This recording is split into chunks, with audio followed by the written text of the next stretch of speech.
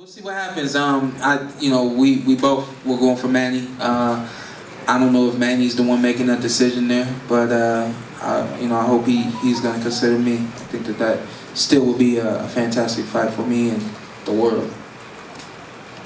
Errol, right here. When did you know? It seemed like you played into Shawn's fight plan. When did you know that it was going to be more of what Shawn wanted to do tonight? And then secondly, how much satisfaction do you take from the fact that it was this type of fight that you won? I don't think I played the Shawn game plan because I said throughout this whole, tour and this whole training camp that, I was going to try to get the knockout. And that's what I try to do. But, Shawn's tough, he's a real competitor and have a ton of heart. So even if I did hurt him, he'll come back with shots. I tried to do it, but it just didn't happen. Any satisfaction you take? Oh, definitely. I think, it was a lot of questions. I think Shawn, they can't question, that I've never been tested before, or I've never been hit with a great shot before, I've never been uncomfortable before. And I think it showed a lot that, I'm a real dog, and I do have a lot of grit, and I do have a lot of ability to, withstand a shot, take a shot, and give a couple back.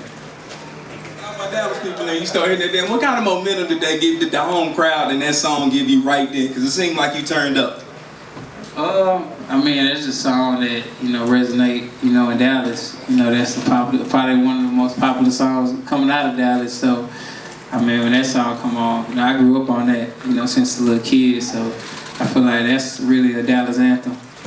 And my second one is when, of course, Shawn was fighting very hard. And when the crowd gave him that Rocky moment, started yelling, forward her, forward her, forward. How did that make you feel? Did that make you, as I know you guys was good, did that make you guys go ahead a little harder? What was that about?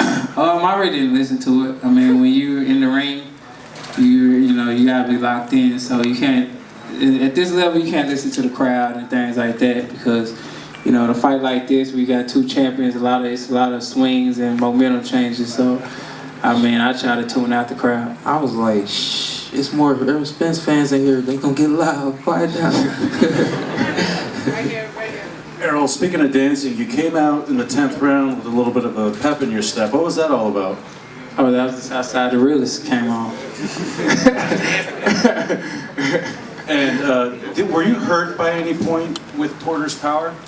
Not necessarily hurt, but I did feel his power. What do you think was the toughest thing he presented to you tonight in this fight? He throw punches from different angles. He's real awkward, and I already knew he was gonna be tough, but he's a lot tougher than I thought. Spence, we have two questions for you.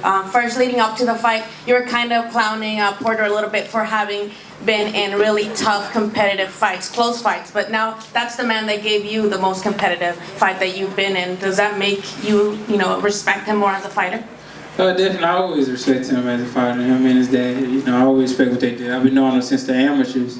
And, they always been top amateurs, always been winning, always beating the big guys in the amateurs and things like that. So, it's always a respect thing, but, when it's fight time and you got somebody, trying to take your belt, something you fought for a long time, and trying to take food out your kid's mouth, it's a lot of, animosity get built up and, a lot of frustration and things like that, because we doing tours and I'm looking at this dude and thinking about this dude for 10 weeks straight, so it's a lot of stuff get built up, so, it's all over now, I've been on it for a long time, I got a lot of love for Kenny and Shawn, and, it's all respect.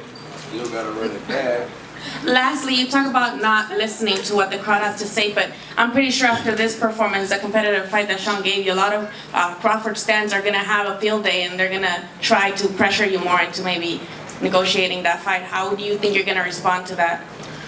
No, man. The last time Crawford fought on pay-per-view, he did 100,000 buys. So I'm not worried about Crawford right now. They don't really promote him like they should be, so. It is what it is. We'll worry about Crawford when we get there. But like I said, Crawford need me more than I need him. I'm pretty sure I'm the one that sold this pay-per-view. I'm pretty sure I'm the one that sold this pay-per-view. I doubt it. When I came out, everybody was cheering my name. Yeah. You even said that just a while ago. You said I had more Spence fans here. That was the people here.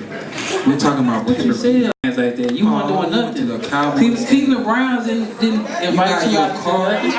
Cleveland Browns didn't invite you out to do nothing. You claiming Vegas. You from Cleveland. And let me say this. Hold on. You a man with no land. You a man with no land. Hold on. Let me say this.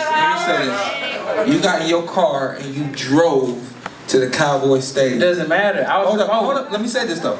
I flew from DC to New I was York. promoting. I did sway. I did the Browns versus the Jets. Okay. I came out here. Look, listen. At 1 o'clock in the afternoon, I'm texting everybody. Andre Iguodala,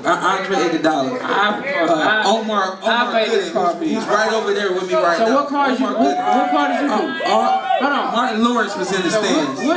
Bobby Brown was in the stands. Not for you? For me. Bobby Brown came to my back room. So when you fight after this,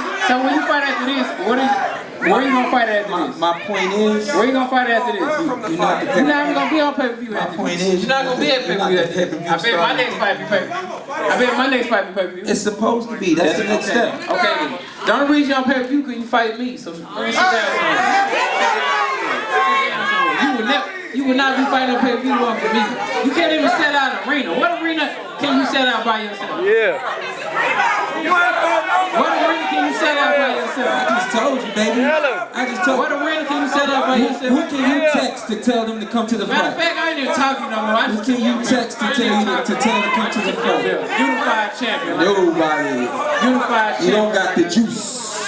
You just got some orange juice right there. That's it. That's about it.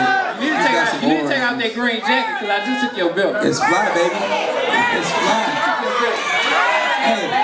Hey, you took the belt, but I'm still me, baby. You took the belt, but I'm still me. And then you lost. And then I'm gonna go ahead and beat up Danny Garcia.